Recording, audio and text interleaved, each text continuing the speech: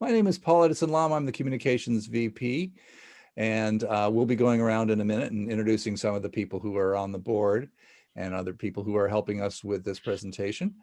And then we're going to break into breakout rooms. Now, let me make sure I'm sharing my screen. So we are the oldest collaboration of amateurs and professional geologists in the Pacific Northwest, maybe on the West Coast, maybe west of the Mississippi. I wouldn't be surprised. And so we've been pulling over at outcrops and stopping the car and looking at rocks for over 80 years. In a normal year, we do field trips. And so that's one of the reasons we have membership. And those are the membership costs. In this year, we're not doing field trips, at least for the foreseeable future.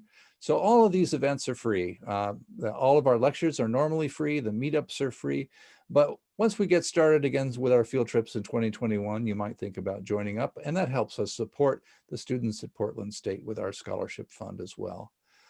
We have a lecture coming up, again, open to the public, and the link is on our website. It'll be David B. Williams talking about downtown building stone geology. He is a wonderful teacher and naturalist up in Seattle, and he wrote the book that a lot of us refer to called Stories in Stone, about the various types of stone used in the building trades, whether it's the Morton gneiss, the 3.6 billion year old Morton gneiss from Minnesota, or the Salem limestone. He has stories about all those things, that he's going to be joining us for our Friday night lecture on December 11th.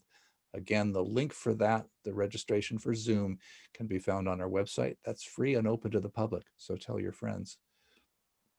Normally we say ask your questions in the chat. If we are few enough, just raise your hand. One of us will notice, and you can unmute yourself, just interrupt. Well, we're going to do breakout rooms in a little bit, so everyone will have a chance to get to know each other a little bit better. And the presentation program, the news portion of this program, including what I'm saying right now, is being recorded, but you won't be recorded in the breakout rooms. So this is just generally what we're going to do today. We're going to do our introductions. Then Andrew's going to come in. Andrew Dunning from Portland State, a grad student there, is going to talk about the geology news. Feel free to jump in with any question, whether it's a high-level technical question or a basic question. You know, what is a volcano? When will plate tectonics stop? Any question is fair game. We really want to, you know, if those questions you feel like, oh gosh, everybody knows this, I'm afraid. And I had one last month. I had one that was a really basic question, and I think I put it in. I was too embarrassed to say it. But those are exactly the questions we want you to pipe up with. Professor Alson is going to give us a little demonstration on some basic minerals, calcite, quartz, and gypsum. And oh, I forgot, Carol Hassenberg and I are going to talk a little bit, mostly Carol, about what we learned at the GSA conference. And if we have time, we'll do a little show and tell. I don't see any shows and tells in the meetup, but if anyone has a rock or fossil that they want to talk about, if we still have time, we will do a hard out at 1:30, but I don't kick people out, so people can continue to hang out. But you know, we'll turn off the record at that point, and you know, gonna give people a break, and then I just leave the Zoom going so people can chat. Did I leave anything out? Did I pretty much cover it? Sounds good. Sounds good. Okay, so Carol Miles and I, who is our host right now, have been figuring out how to do the breakout rooms. So Carol. Right. So I'm gonna, as Andrew reminded me, I'm gonna pause the recording right now. Okay. Oops. So bear with us here. Instead, hold on. I went to hit the button and launched something else. What we want to do is give everyone a chance to get to know each other. So we do this so that we can have our discussion of the geology news and our little sort of teaching segments and show and tell. We'll have those on the website. And what's next? Who's got the agenda in front of them? Who's? It's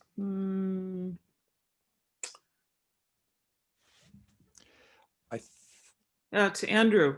Okay, we're going to go to Andrew. Andrew, are you ready to talk about the geology news?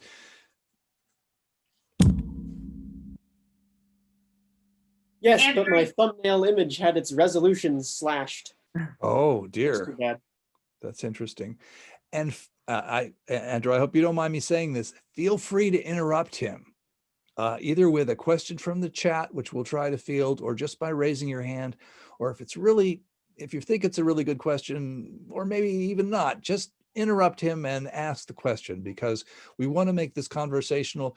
Our time in Zoom is really, I mean, a lot of us spend a lot of time in Zoom, and so it's limited. And the important thing is that we're sharing time together. So, having a conversation is the most important piece of this. But Andrew, I will let you go, and then tell us what's been happening in the world. All righty, how's that look? Beautiful. Right. Good. Looks like the thumbnail image is now full resolution again. It looks gorgeous on this end. All right, welcome to the geology news. I've been doing this segment now for probably about 6 months now, and Yeah. I believe Patty and Carol have done it in the past. So this is a little slideshow I've thrown together with some of the most recent geological events and new research that has come out since our previous meeting at the end of October. I like to start with earthquakes because I am a earthquake scientist graduate student at Portland State University. And we had a little bit of a tragic month for earthquakes. There was one major earthquake around the world, and it was a magnitude 7 offshore of Greece and Turkey, which unfortunately has killed about 28 people and really severely affected the city of Izmir in Turkey. And there was a small tsunami that sloshed through the Mediterranean and caused 1 drowning death. So that's really, really tragic and unfortunate for the people of Turkey. Tectonically and geologically, this earthquake is really interesting because this part of the world is extremely complex. There's 2 or 3 different microplates and a subduction zone all interacting in this really weird way. And just over here, there's a subduction zone where Africa is moving north into Europe, and Turkey is sort of rotating itself around this way. But there is a normal fault here, which is a sign of extension. So it's getting pulled apart here, which is why we have all these different islands and these basin and range type valleys and mountains in Western Turkey. Additionally, So I have a tsunamiological question, but go ahead with the additionally. Sorry to interrupt you at that exact point. Additionally, there was a magnitude 5 earthquake outside of Anchorage in Alaska, which is probably an aftershock from the 7.2 earthquake that was there a couple of years ago, and a small 3.6 magnitude earthquake in Massachusetts. Wow, I didn't realize aftershocks could be a couple of years later. Yeah, especially for really large ones like that magnitude 7.2 in Alaska. And even though that wasn't a subduction zone earthquake, maybe it was. I don't remember exactly, but I know it was pretty deep, so it could have been in the subducting slab. But the stress changes on those are so large that aftershocks will continue for years and years and years. We still get magnitude 4 and 5 aftershocks in Ridgecrest and Nevada and Idaho. I'm going to ask a question that you may have already answered. It's one of those questions that I'm like, I should know this, but how do they know that it's an aftershock? Well, it occurs in the same fault zone in the same area. The exact same epicenter, or roughly, yeah. Or okay, along the same fault zone. You know, a fault is just a narrow plane in a wide area of deformation, and all through that area of deformation, you get cracks and rocks keep kind of trying to break and move around and trying to sort of accommodate and adjust to the stress changes. So if it's sufficiently localized, they say, oh, it's the same bits of rock rubbing together. Yes, exactly. Okay. So here's a tsunamiological question that came up in one of the breakout rooms from Doug and his wife who visit Hawaii. If you're on an island, and I see there's the island of Crete down there in the Mediterranean, are you safe on the far side away from the tsunami? Or does the tsunami, and I'm seeing Carol Hasenberg shake her head.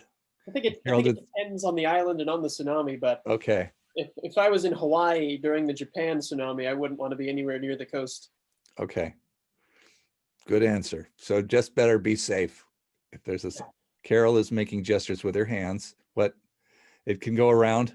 Okay, that's what I wanted to know. Thank you. Oh, volcanoes. All right. Volcanoes are another thing that I really like and I'm really interested in. And we have 18 volcanoes with eruptions or ongoing or activity currently.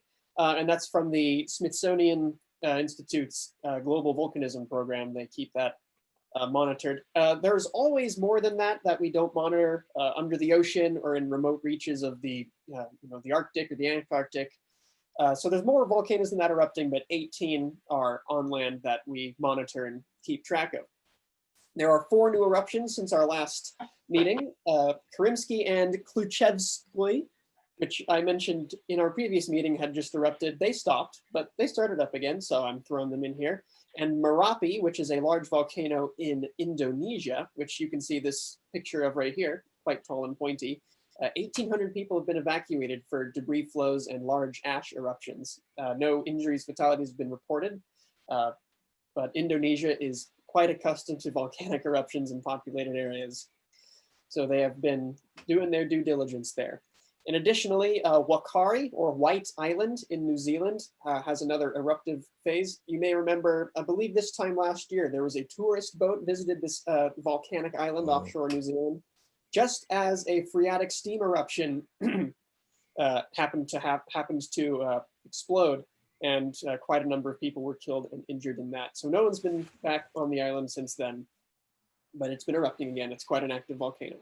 Mauna Loa in Hawaii, you may know it as the largest active volcano in the world by volume, was upgraded to a yellow advisory state back from green normal background activity. And that is due to ongoing above average seismicity and summit inflation. So that doesn't mean it's erupting. It's probably not going to erupt anytime soon, but they are keeping track of its inflation, which means that magma is leaving the deeper storage area and entering the summit zone of the volcano. And these big shield volcanoes like Mauna Loa have rift zones in them, which kind of extend from the summit and down the sides of the volcano so that magma can leave either out of the top of the volcano or out of the bottom of the volcano. So that's something they track very closely. Is it possible that we might have another sort of event like we had in 2018 where the rift erupts? I mean, I'm asking you to predict a volcano, I understand, but yeah, it's very possible. Mauna Loa tends to erupt this way. It did in the 1980s when it had both summit eruptions and flank eruptions going on at the same time. The I'm going to say 82 or 83 eruptions of Mauna Loa were quite destructive and quite significant. And typically, when Mauna Loa is erupting, Kilauea is quiet. And Kilauea is quiet right now, so we expect increased activity at Mauna Loa since these two systems are quite closely connected. Mm-hmm. That doesn't mean necessarily anything. It could be another decade or two out in the future, which is why the USGS is very careful about the language they use when they talk about volcano monitoring. I'm sure. I'm going to get into new research now. There's quite a lot of new papers that came out in the last month. Most of them are sort of space oriented, and that's a little out of my field, but I'm happy to talk about it. NASA's biggest announcement was that they discovered much more water on the moon than they previously thought, and they discovered it, by their flying observatory, which is a big telescope stuffed into a 747, which you can see here. It's called SOFIA. The Stratospheric Observatory for Infrared Astronomy. Yeah. And they discovered that water is present in certain areas, even with direct sunlight near the equator of the moon, which is very surprising for a lot of astronomers. Previous ice and water research on the moon focused only on areas that were all often in shadow or near the poles of the moon. So this is quite exciting for future moon-based exploration. I'm sorry, in what form is the water? Are these hydrated minerals or is it? There are hydrated minerals. There's also quite a lot of water ice, just straight water. up run-of-the-mill ice is present on the moon. There's a lot of permafrost. But this diagram here shows how water is present inside moon rocks, because it's all basalt. A lot of it is basalt. And so there's a lot of vesicles and bubbles in there for water to hang out in. So if you break open a moon basalt, it would drip? I don't know, since it's in the vacuum of space, but Okay. It probably contains water. It wouldn't drip in the vacuum of space. Okay, thank you. Another new paper that really excited me, this is a little bit text heavy of a slide, but they were studying the crystal growth rates in pegmatites down in California. And a pegmatite is an intrusive igneous rock, like a dike. And a pegmatite, the definition of a pegmatite is that it has crystal grains, I think larger than 5 centimeters, I think is the threshold. And so quite large crystal grains are all interlocked and connected with each other. And some of these pegmatites in California are fantastic. If you've ever heard of or been down to the Pala area in Southern California, there's quite a lot of them, and there's gem mines for all sorts of fun precious stones. So this paper sought to understand the growth rate of some of these giant crystals. Some of these are, near a meter in size. I can't see it because the video window is in the way, but over here, this is one crystal. You can see it's about 1.5 meters high and about 40, 50 centimeters wide. So that's one crystal, quite large. Wow. So the normal growth rate for these kinds of crystals, previously thought, and this study did affirm that, is generally in the order of 10 to 100 millimeters a day. So that's 1 to 10 centimeters. You could probably watch that grow if you set up a time-lapse camera. And this pegmatite, they found parts of these crystals accelerating growth rates to 1 to 10 meters per day, which you could watch that happen. You could sit that on your desk and it would go across your desk over the duration of the day. You could watch that happen. And so generally these kinds of intrusive rocks, like in a big body of granitic magma melt, that's going to cool really slowly over hundreds of thousands of years. But these little pegmatites that are kind of dikes, so they're these narrow planar bodies of magma, they probably cool pretty quickly. And because of that, they secrete fluids when they cool, like water saturated with minerals. And since it's cool, but it's still under a lot of pressure because it's still quite deep under the surface, that creates these very specific conditions in which crystals, these studied quartz in specifically, that were growing at 1 to 10 meters per day, which is, that's fascinating. That's incredible. We've talked about on our building stone tour, we talk about granites, and we talk about the, inch long crystals in those granites forming over hundreds or thousands of years. But it's just fascinating to think that some of the stuff is, I want to say freezing out, but it's not just freezing, it's crystal growth, but that's happening on orders of magnitude of timescales lesser than the longer crystal growth, which can be hundreds or thousands of years. So that's amazing. And that really is a function of cooling rate. So it is. Sheila? I was going to comment. What I think is interesting is the interplay between pressure and temperature, because we normally think of temperature as being the factor in whether rock melts, for example, and whether it doesn't. But you can have the same temperature and induce melting by releasing pressure, underneath the earth too. So we don't normally think of that. So I was reading that, and it was saying that since it's still under pressure, it's the rapid cooling leads to fluid loss, which grows those crystals. So if you take away the water, then the other ions have to form a crystal. Exactly. It's a depressurization that causes it.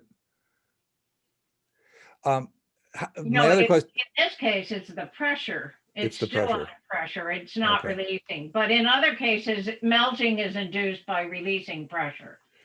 So my question is, how do they figure this out? Were this experimental results, or was this looking at an actual pegmatite and both doing magic? They definitely did some magic with trace elements and spectrometry and compositions in the laboratory. The method section was really long. I did not read it. So they did some magic that allowed them to look at an actual pegmatite that might be millions of years old and see that some crystals grew in a short period of time. They did some computer modeling based on previous work, Okay, while also analyzing the crystals from this particular pegmatite. Okay, wow.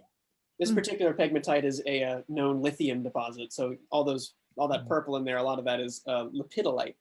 And lithiophyllite, which I'm not familiar with. Those are both lithium ores.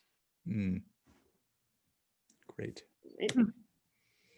More new research on planetary bodies. This is Io, Jupiter's moon, and I think it's my third favorite body in the solar system. It's my favorite moon of Jupiter for sure. It is the most volcanically active body in our solar system.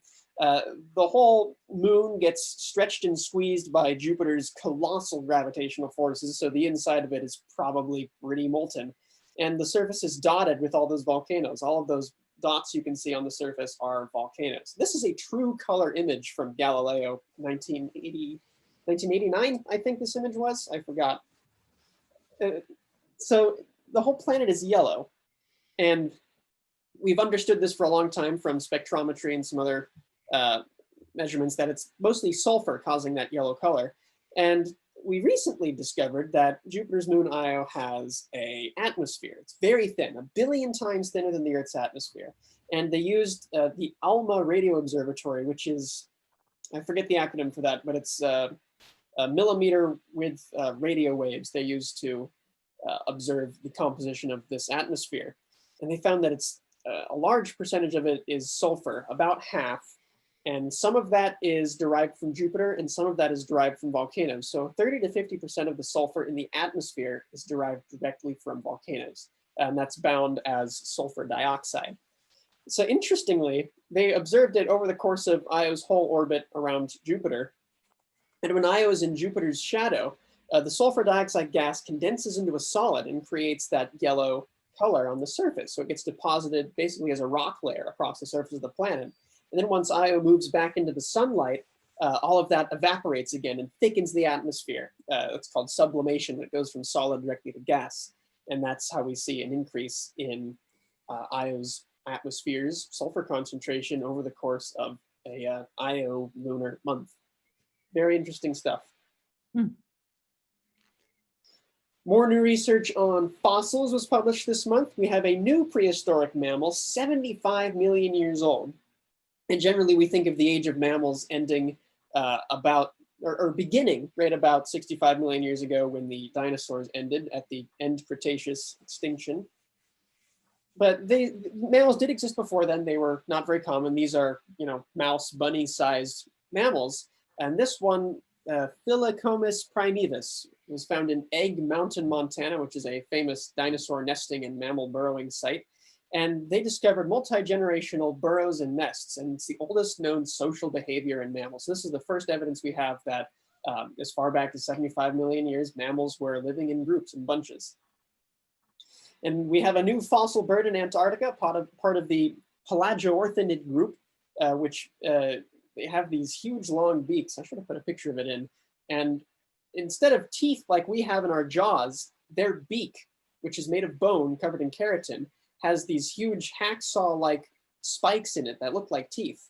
And they're quite large. And these birds have a 6-meter wingspan with this toothed beak. They're probably at the theoretical limit for the size of a flying bird. So the largest birds we know about.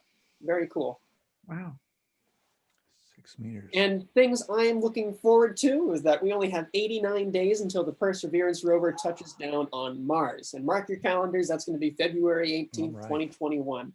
It's basically a copy of the Curiosity rover with some new and improved instruments. It's going to be preparing for sample return. So it's going to be collecting rock samples in these little vials and leaving them along its path for a future robotic mission to go and pick those up. So that's very, very cool, very exciting. There's no set timeline for the sample return, but we expect 10 to 15 years. And sample return has been about 10 to 15 years away for the last 30 years. So things are moving along. Hey, Andrew, what's the landing procedure for this one? Is it the balloon thing, or the parachutes and the balloons, or how's this thing landing? It's going to be doing exactly the same thing they used on the Curiosity rover. So it's got I should have attached the video. I should have thought of that. So it's going down to the atmosphere. It's got its heat shield. It's got a drogue chute out the back. So it's going to slow down to a safe-ish velocity. When it gets closer to the surface, it's going to jettison the heat shield.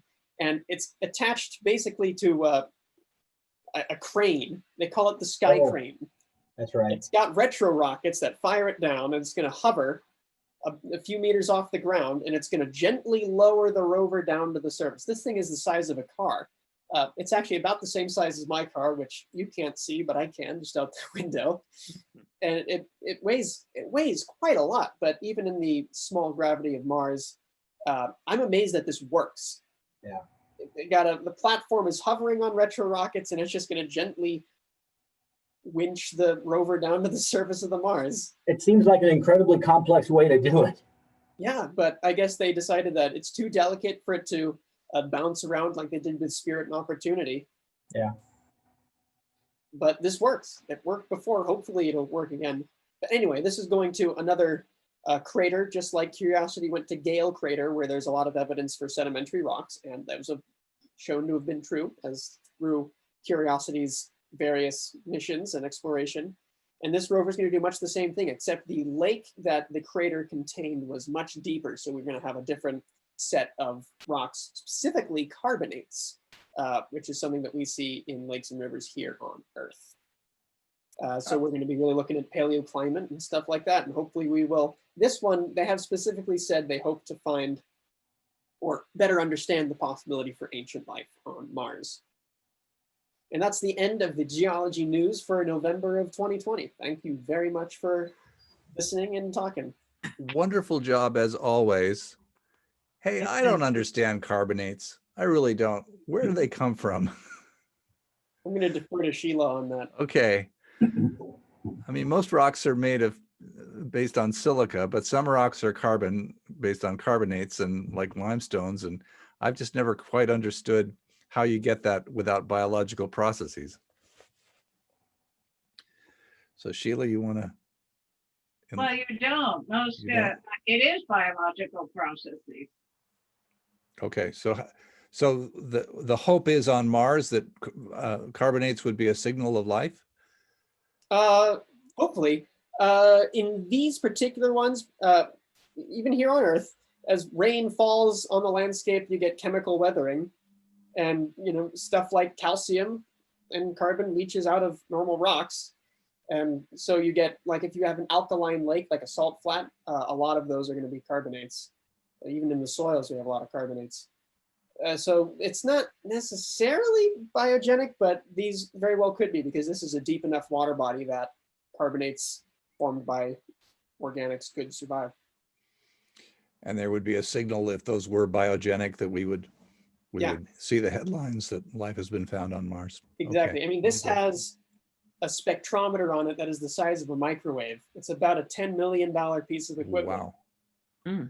And so the engineers have just gone wild, making every scientific tool they can think of as small and as reliable as it can be. The outside of its control arm there, where it has some cameras and it has a lot of other tools. I think that I just attended a colloquium lecture on that a couple of weeks ago.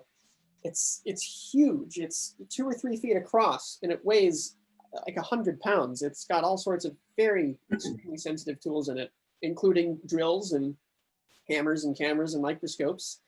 And all of that serves the purpose of finding out what the rocks is. Very soon. What do they have for a time frame, like the lifespan of this rover, do they think? What are they shooting for? It's powered by nuclear reactors. So theoretically, as long as those last. Either the wheels all fall off or the nuclear reactor dies. So, I mean, Curiosity could be going for another 10 to 20 years. This one could have a similar lifespan. Curiosity is also powered by nuclear reactor. 2 of them. It's got 2 radioisotope thermal generators on it. Wow.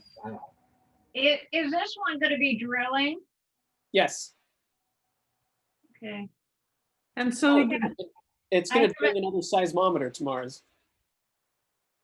I have a good friend who developed the abrasives that are on that rover. Very cool. What are they made of? Corundum, emery, and I think it's man-made. He melts things together and experiments with it. His name is John Kelly. I should get him to give a talk.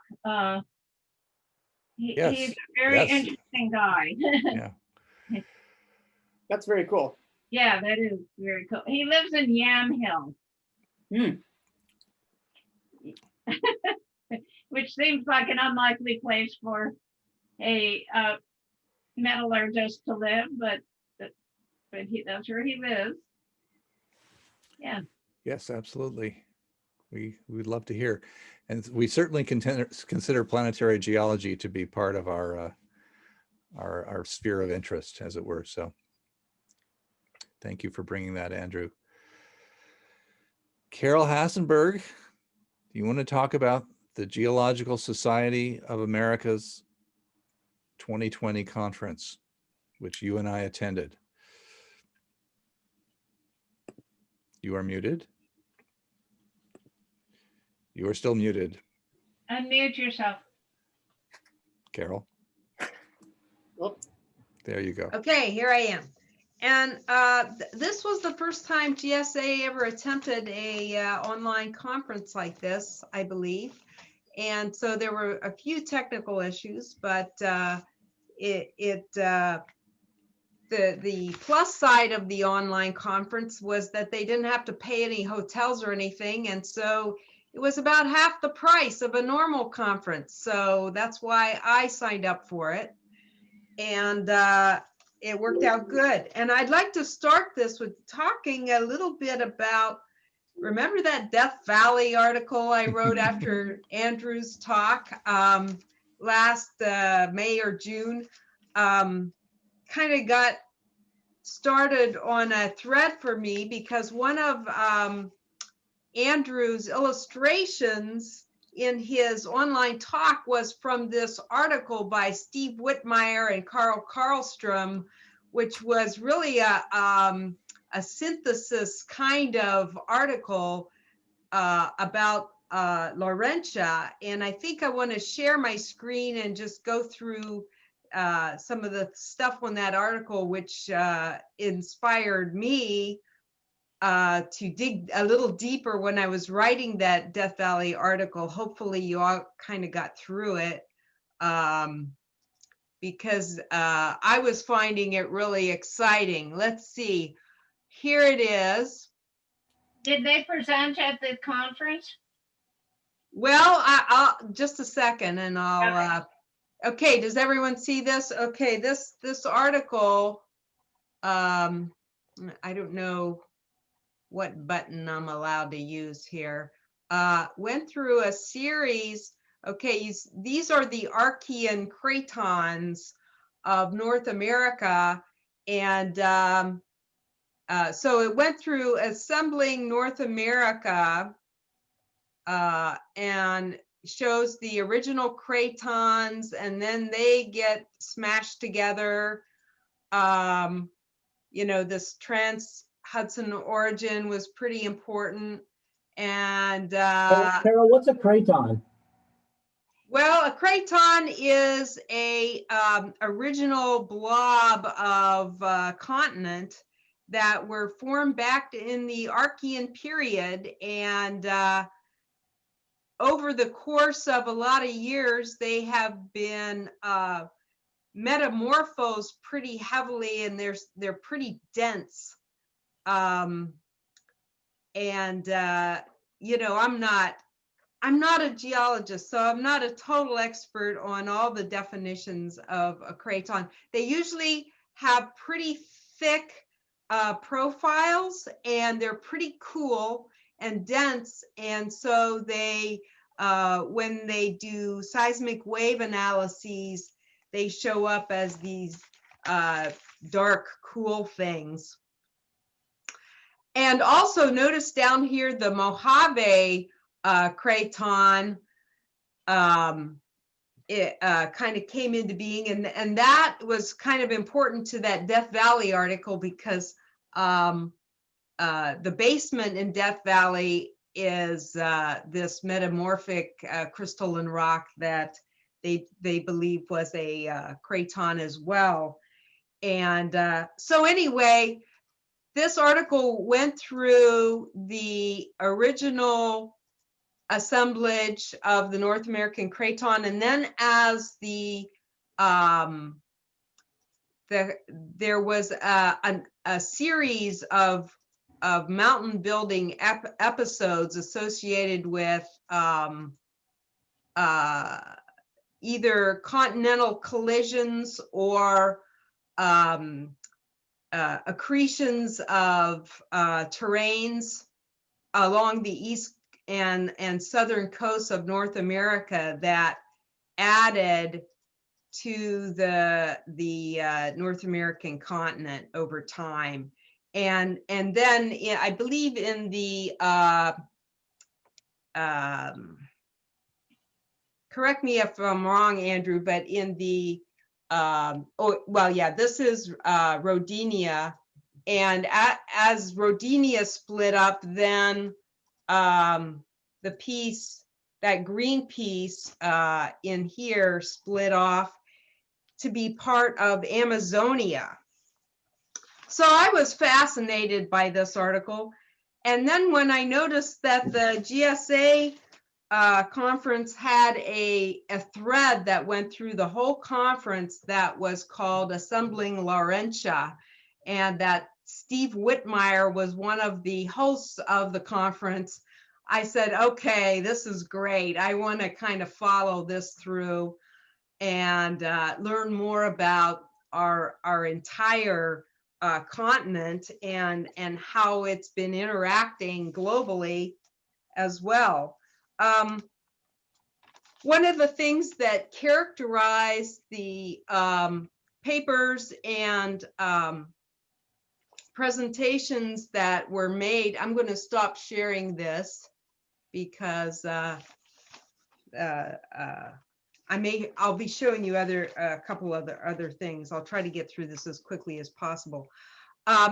Is that several several techniques of analysis have been really fine-tuned in the last 20 years that have made the advancement of knowledge, go at a much greater rate. One of those is a geochemistry analyses of magmas, and we've had a lot of talks in GSOC about determining the origin of magmas, whether it was a plume, a mantle plume, or whether it was a subduction zone or an arc volcanics, all those different types of environments. That's been done. Recently, I wrote an article for the website about oxygen isotope analysis. And isotope proxies is one of the tools that is being used all over the place in geology, and not just to demonstrate the global temperatures over time, but many other things. And I'll be trying to write a few more articles about that. And that kind of goes hand in hand also with dating techniques, which have been hugely improved, and not only single dating techniques, but the correlation between one dating technique and another one, so that they can get some really precise dating on some of these things over time. And that's really helped a lot in determining where rocks are coming from, especially if they're like sedimentary rocks, well, what mountains did those come from? And that helps them determine where things are coming from, like the terrains in the Cordilleran region. Also, a lot of advances have been made in tomography. So they're looking at seismic waves traveling through the planet and looking at things like where the moho makes abrupt changes and stuff to determine where past subduction zones have been. And a lot of the presentations in the GSA conference were about past subduction, what direction was it? It's crazy, all the kinds of different things they're looking at. You want to say a little bit about that controversy? Because what controversy? No. I'm going to touch on that briefly, but you know, don't want to make that the focus. Yeah, there's been some a newer researcher who has an electronic engineering background and analyzing waveforms has been creating some tomographic models of the area beneath the North American continent and proposing some possible tectonic models that describe some of the evolution of the Cordillera and stuff that has caused a little bit of controversy, but I'm sure it will be worked out in time. And then there's some other geophysical techniques. I made a note on that, but I might think of what those are. But right now, with everyone staring at me, I can't possibly do that. So they started out in the assembling Laurentia talking about the Hadean and Archean eras, and some of the questions there that they were trying to answer is, when did and what style of plate tectonics, when did it get started? What styles did it have? It evolved through, etc. And there's a lot of controversy on that. Of course, the rocks are really old. There's not that many of them. You know, they've noticed that they haven't found a lot of eclogites and blue schists, which are associated with subduction, you know, the kind of subduction zone tectonics we have today. And so they don't think that what they call mobile lid tectonics might not have gotten going until there's a big break between the Archean era and the Proterozoic about 2.5 billion years ago. Can you explain mobile lid, Carol? Yeah, that's the first the time I heard plate that term. tectonics where things are crashing about and moving around, okay? Before that, they think that, you know, things underneath was a bit gooier. And, you know, you've heard of kimberlite pipes, where there was a lot of volcanic activity, like shooting through the proto crust, and things weren't moving so much, but there was a lot of dripping and plumes rising and things like that. And eventually it got more organized, and those things are called stagnant lid tectonics versus the mobile lid. Okay, so there's a lot of research being done on that. Today, our tectonic regimes are mostly kind of cold and steep subduction zones, whereas in the past there was more warm and shallow, and that affects what sorts of minerals are created, you know, and so that's kind of a clue to that. So that geochemistry and analyzing minerals is pretty important. So as far as the North American continent, or Laurentia, goes, back in the Archean, the Superior Craton was the biggest craton that was used in assembling Laurentia at that point, and it itself was being assembled, and it has this really metamorphosed sort of character, and you can see that on maps today. And I was kind of fascinated by the fact that, like, the Hudson Bay area is really, really ancient. And so that was kind of an exciting thing just in passing. Also, there's in Labrador, there's a, I believe it's Labrador, there's a large igneous province, kind of like our Columbia River basalt, and that's one of the oldest ones on planet Earth. So I thought that was really interesting. Can I interrupt about something about large igneous provinces that Sure. I found very disturbing that I learned from the conference, and that was, I had always been led to believe by our local geologists that our large igneous province, the Columbia River basalts, was one of the largest, perhaps the largest in the world. But at the GSA conference, oh, Andrew's shaking his head. No, it was referred to as one of the smallest. So that was kind of shook my world a little bit. Andrew, can you disabuse me of my parochialism? Our claim to fame is that we're the youngest. We're the So youngest. we're Okay, well, really that's small. something. We're like Okay. 20% of the Deccan traps. I think Okay. actually even less than that. All right. We're small. Thank you. And there's the Siberian traps. Yeah, they're the biggest, aren't they? They're enormous. And they're also the North Atlantic province, near Iceland and that area. There's a lot of volume in there. Okay, so we're the youngest. Carol, I have the animation from the Sigloch and the controversial figure Carol is referring to. And one of the great joys of going to one of these conferences is watching the geologists have a conversation. And I fell asleep the first day because it's just presentation after presentation. And I woke up and I turned it on and I witnessed an older geologist sort of condescendingly dismissing the evidence that this younger geologist, who turned out to be, Karen Sigloch, was presenting. So I saw the controversy sort of acted out, and Carol's been diplomatic about describing the fierceness of this controversy. But those of you who watch Nick Zentner know that he's gone into some great detail about this. And the bottom line is just that it kind of changes our picture of how things were accreted, certainly on the West Coast.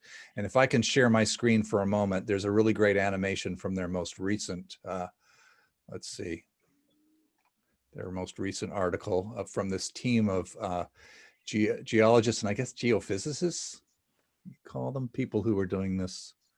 Okay, are you seeing the world? Yep. Okay.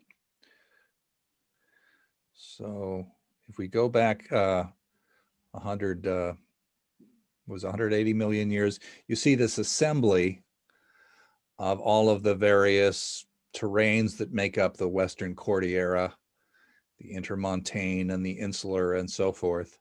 And that's the bottom line of this new research, is that there's been this assembly and that it's maybe more like an Indonesia that's crashing into the Western coast. But there's the controversy underneath it, as it were, is based on the seismic tomography, which gives us the 3D images of what's underneath us. And that I don't know if I can explain without using hand gestures. Nick does a great job of doing it. But for those of you who are familiar with some of this, does this change our picture of what we have been thinking about with the local Columbia River basalts, the whole story of slab rollback, and whether it's a hotspot or whether it's subduction? And Andrew, maybe you can weigh in on that. These are pretty distinct processes on way different timescales. Okay. All right. Can I make a comment? Please. Okay, a few years ago, I had the privilege of meeting the legendary Eldridge Moores, and he came to PSU and gave a talk. And the whole staff was assembled at this talk, and he talked about instead of eastward subduction, he talked about westward subduction on the north. So he was way ahead of the game, and we all sat there dumbfounded. We were just, for those of you who don't know who Eldridge Moores is, professor, very noted, very noteworthy professor at UC Davis. And he was the star of John McPhee's book, Basin and Range.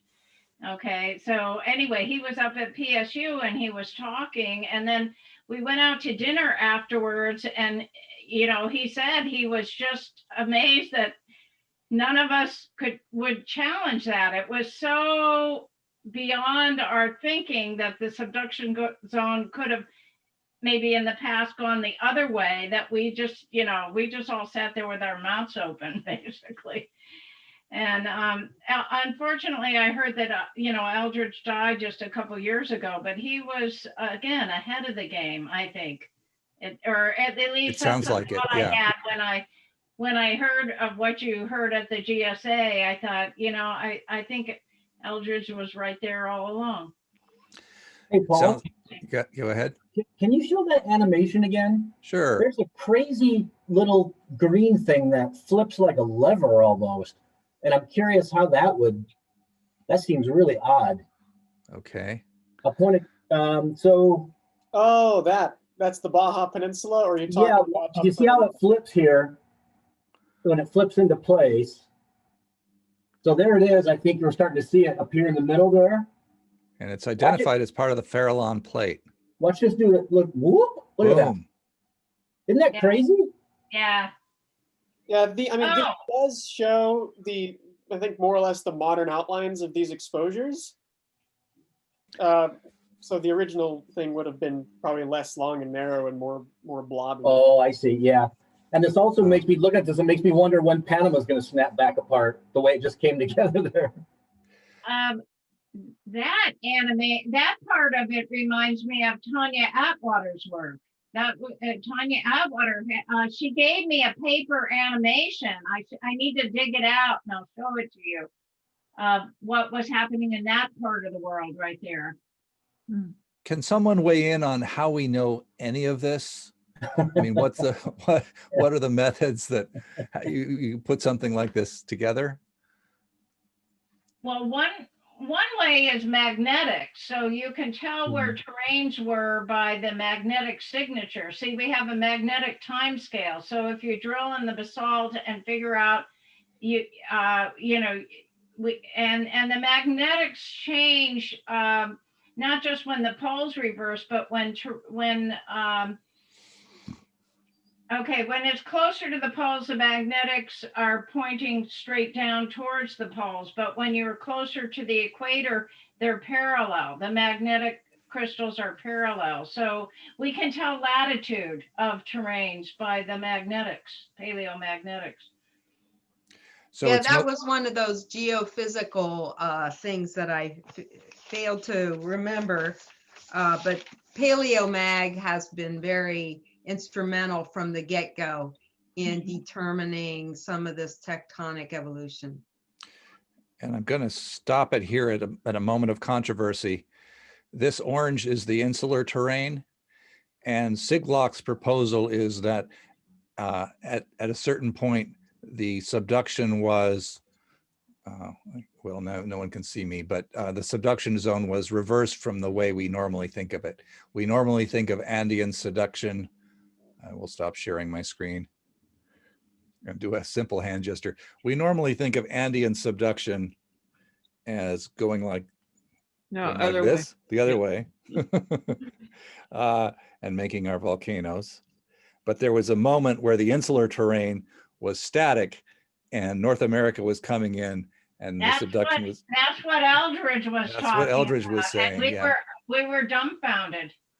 Nobody could say anything about it. It was so beyond what we had been taught and what we thought was correct. It's wild.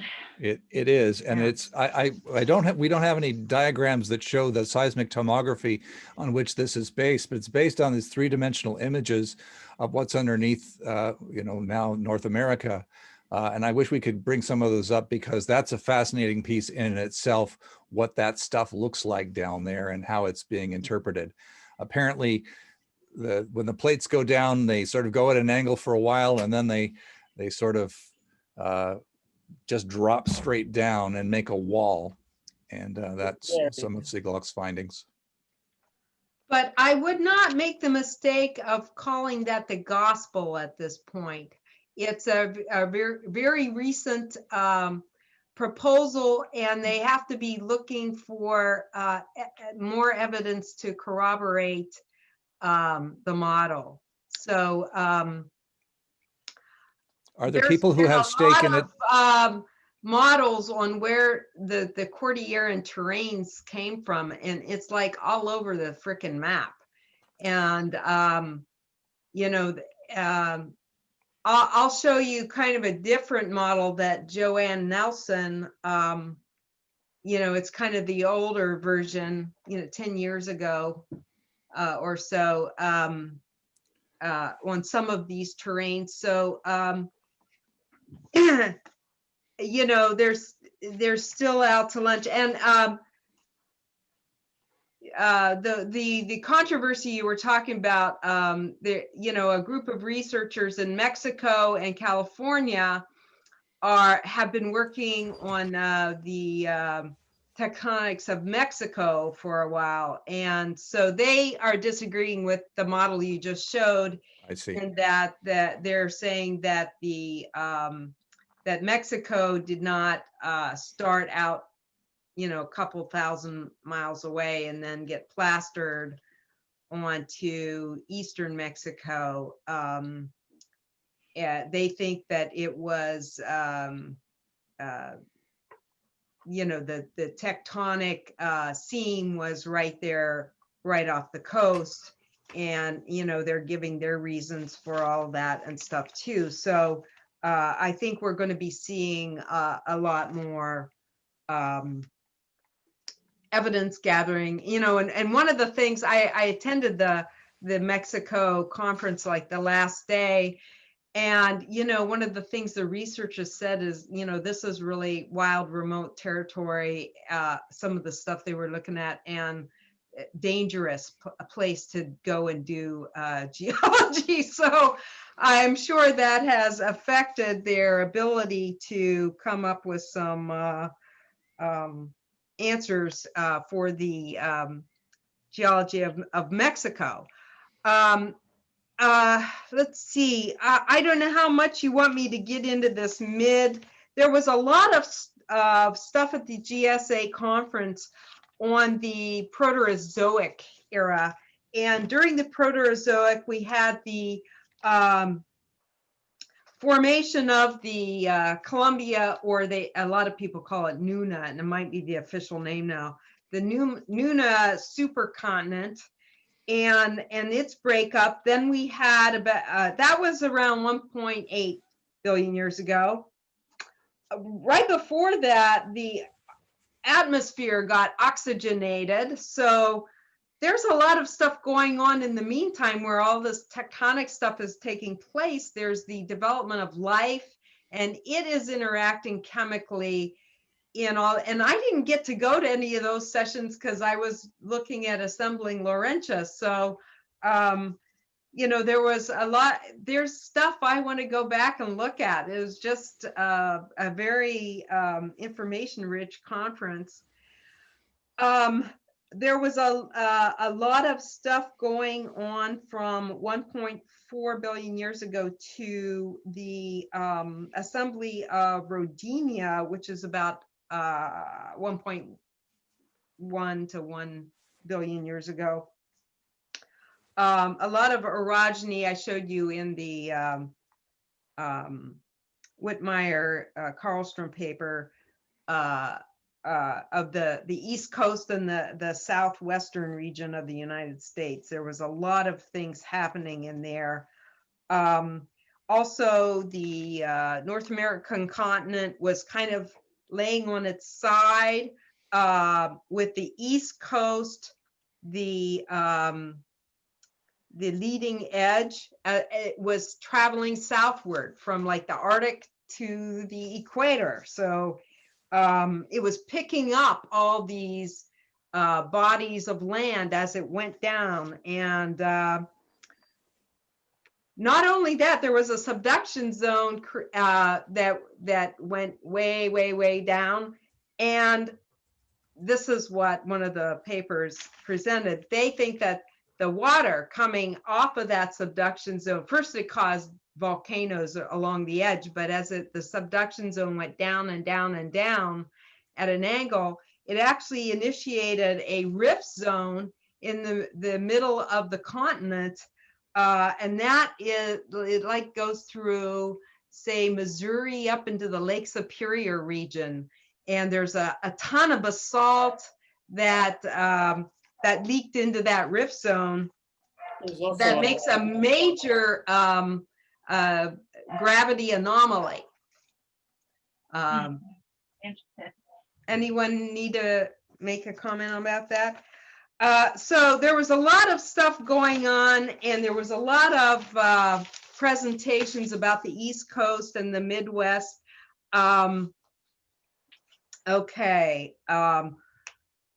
After Rodinia started to break up, there was a lot of large igneous provinces around the outline of North America, sequentially starting, I believe, in the West Coast and going around.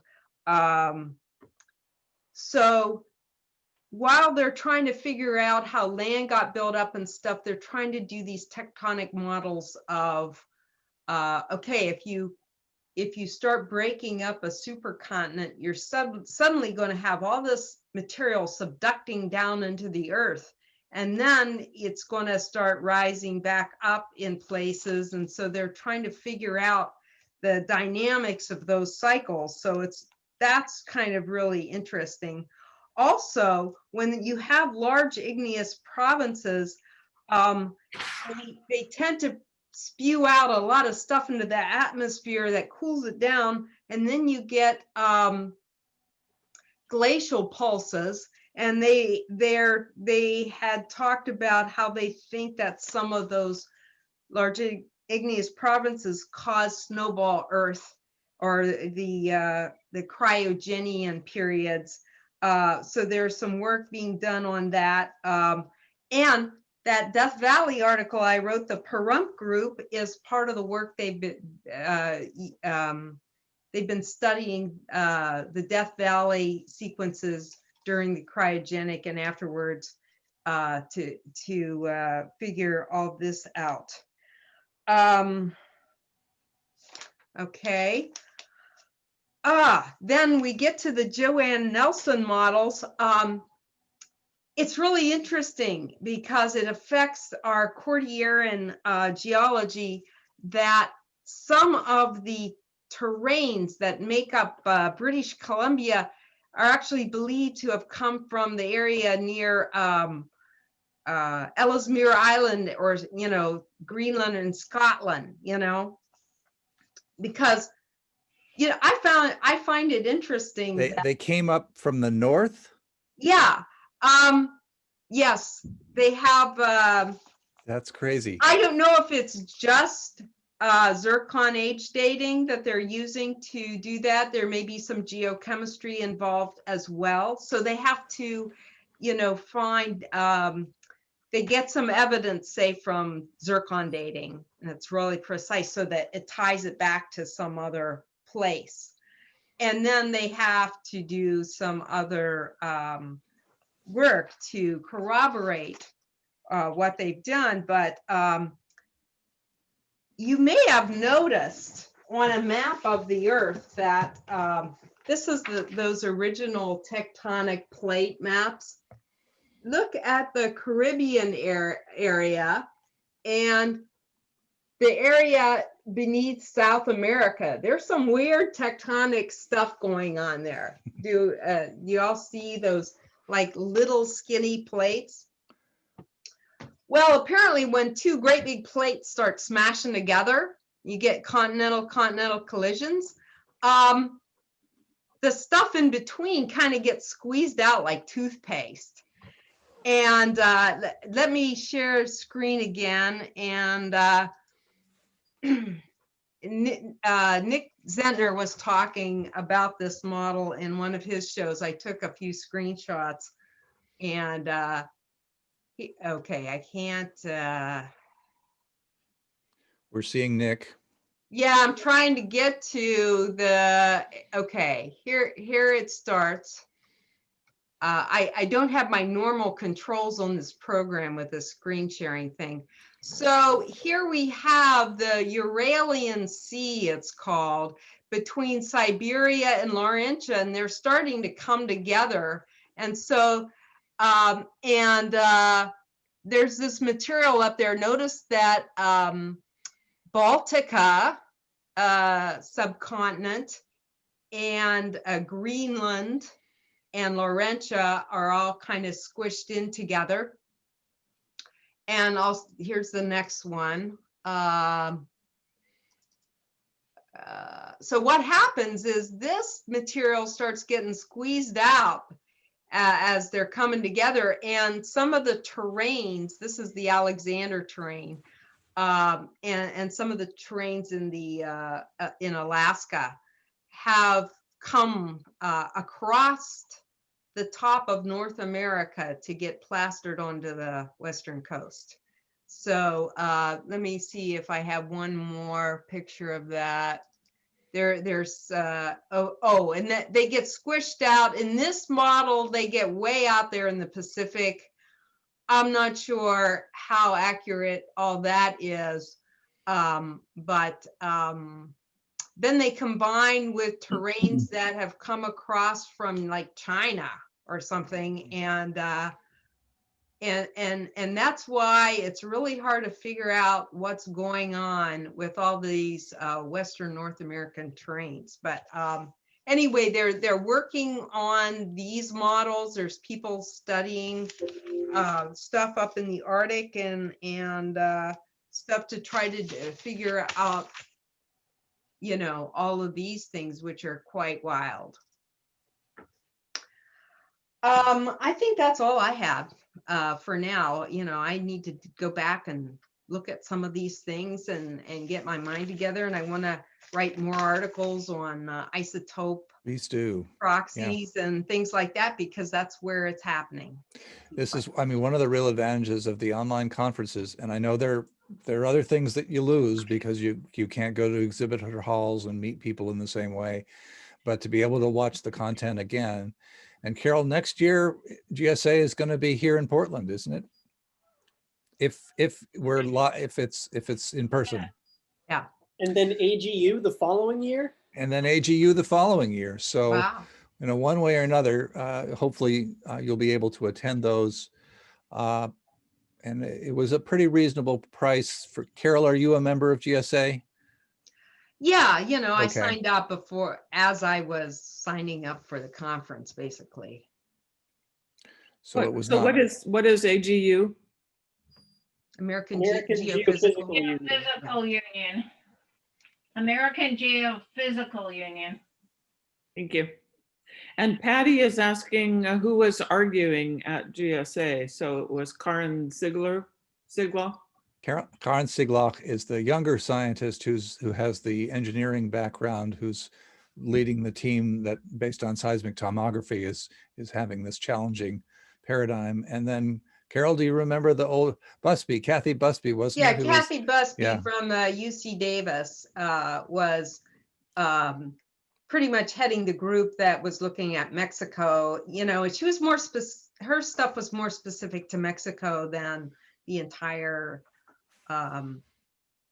North American continent. But you know, so anyway, there's some issues to be resolved there. There are, and it was interesting sort of view, you know, for those of us who don't have a stake in the research. It's this is one controversy among so many that swirl around us these days, where I don't really have to have a strong opinion. But it was interesting to see. I watched one of Siglaw's earlier lectures, and there were scientists there who had spent 30 years of their career with the idea that the subduction zone went the other way, and they were, you know, understandably a little bit alarmed that you know, to have things reversed in that way. Well, I'm really looking forward to actually going back and looking at some of that content. Carol, thank you for bringing me into thinking about Laurentia. I really didn't understand at all how that whole, you know, how our craton has been assembled over the past 4 billion years. And I was still, it kind of threw me with a lot of the technical terminology, but at least now I have some of the basic ideas in my head. So it was, I would really recommend it for, you know, again, I'm an amateur. I don't have a geoscience background. So But I was able to hang in there, and there was a wide range of presentations that I was able to attend. I learned about the volcanoes on Venus, for example. I learned that without plate tectonics, the volcanoes just show up, well, like they do on Io, everywhere. They just, you know, they don't have the kind of organization that you see here on Earth. Sheila, I think you had something for us. Well, we're just about out of time, so I was going to give you a little primer on minerals, okay, for those of you who want to learn about minerals and how we determine minerals, but I think we decided to wait until next month to do it. Okay, let's do that. Good. Do you Bill, have any- I want to leave you with a couple of ideas. So let me do a screen share. No, actually not a screen share. I have a different camera here. Okay, and I'm gonna zoom in on this.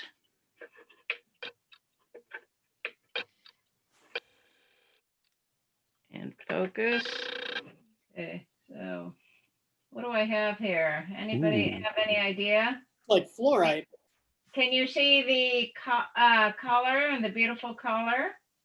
Yes. Okay. Some people would say this was an emerald. If I had an emerald this size, I would own my own island somewhere. But you'd still be on the board, right? Yeah. Okay. I would still be on the GSOC board for my job. Yeah, so I'm gonna kind of leave you with that idea. I've got another array of minerals. Wait. here. You're not going to tell us? No. We need to go figure it out. Next Report month. back. Okay. Okay, I have another set of minerals here. Let me zoom in on them. I'm trying to get this document camera. It's a little difficult. Are we zooming in? Looks Okay. nice. Okay, so how do you tell one from another? Okay, we'll do that next week Okay. All Or right, next month, I guess. Yeah. or next month. I'm Okay. sorry, next month. We'll do This that is great. next month, and you'll be able. Now, none of them have any color, right? Uh-huh. So we'll be able to figure out how do we figure out what they are. And then I want to leave you with a couple of sayings, famous sayings that I love. Okay, you might be a geologist if you own more pieces of quartz than underwear, if your rock collection weighs more than you do, if your rock garden is located inside your house, if you can pronounce the word molybdenite correctly on the first try, and you think the primary function of road cuts is tourist attractions. Yes.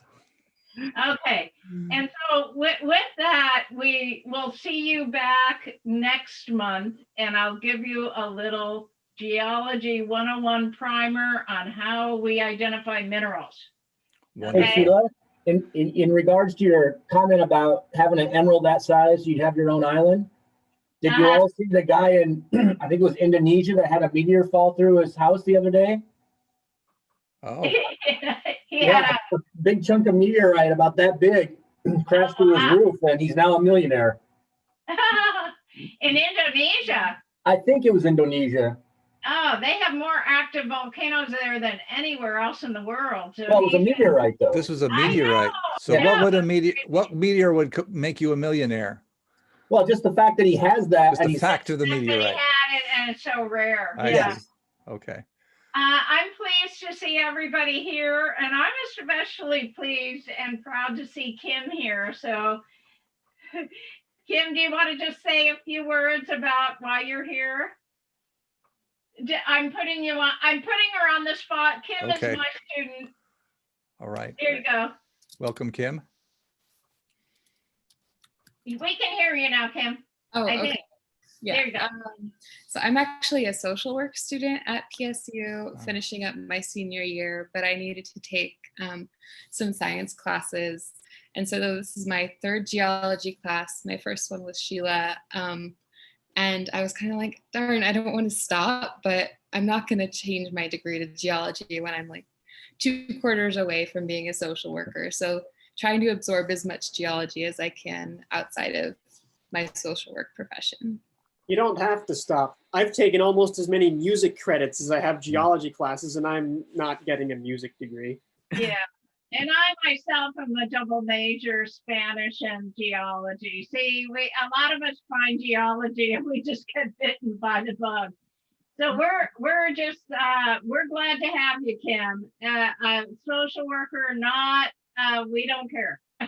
We're happy to have you, and everybody else too. Great to see everybody. Hope to see you guys next month. We'll do it. And so we are right at our 1:30 hour. We're going to stop the record, but we're not going to kick you out. People are free to hang out